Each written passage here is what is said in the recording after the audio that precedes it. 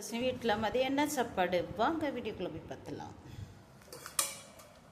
இந்த பக்கம் இருந்து பார்த்தலாம். சூடான சாதம். இன்னைக்கு சிம்பிள் சாப்பாடு தான் எங்கள் வீட்டில். இன்னைக்கு பீக்கங்காய் தொக்கும் முட்டை அவிச்ச முட்டையும் பீக்கங்காய் தொக்கும் செம்ம ஒரு டேஸ்ட்டாக இருக்கும். சப்பாத்தி சாப்பாட்டில் போட்டு சாப்பிட்றதுக்கு அருமையான சாப்பாடாக இருக்கும். இந்த சேனல் ஷார்ட்ஸு இன்ஸ்டா ஃபேஸ்புக்கிலலாம் எனக்கு சப்போர்ட் பண்ணுங்கள்.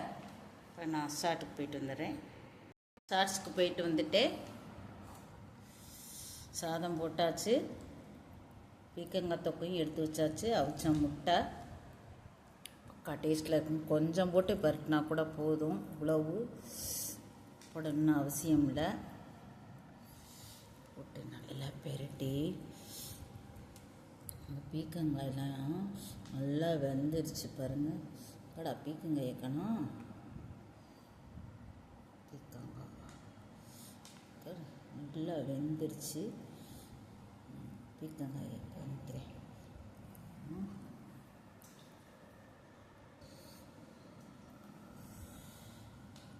பீக்கங்காயெல்லாம் நல்லா வெந்துருச்சு.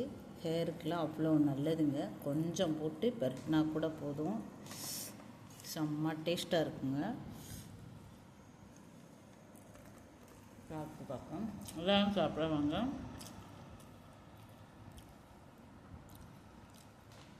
சொர்க்கம். ஆஹா, அருமை. போட்டு நல்லா பெரட்டி இந்த பீக்கங்காயோடு வச்சு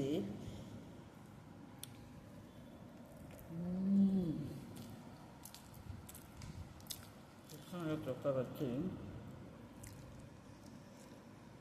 சொல்பேன். எல்லாம் போட்டு பெரட்டி காரம் புளிப்பு டக்கராக இருக்குதுங்க. செம்ம டேஸ்ட்டாக இருக்குங்க.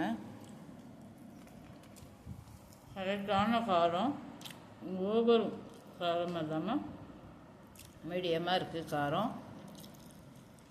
அது சேர்த்து நம்மளுக்கு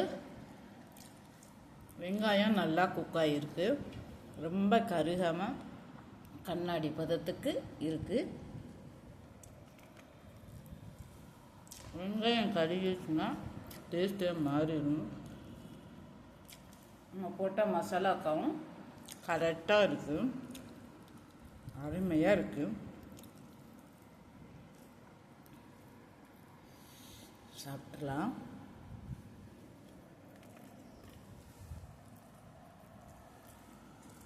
பீக்கங்காவோட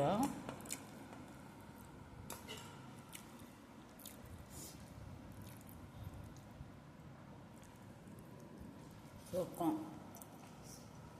பீக்கங்காயம் வச்சு பெரட்டி சொர்க்கம்.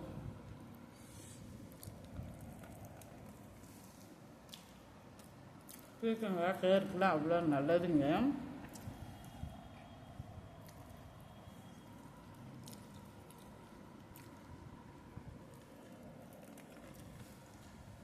அருமையான டேஸ்ட்டில் இருக்குங்க.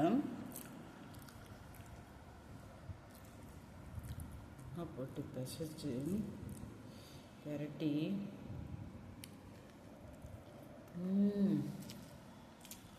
அருமை சொர்க்கம்.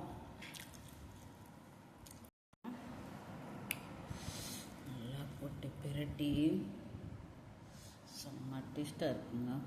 பீக்கங்காய் தொக்கு கொஞ்சம் போட்டால் போதும், அருமையான டேஸ்ட்டில் இருக்குங்க.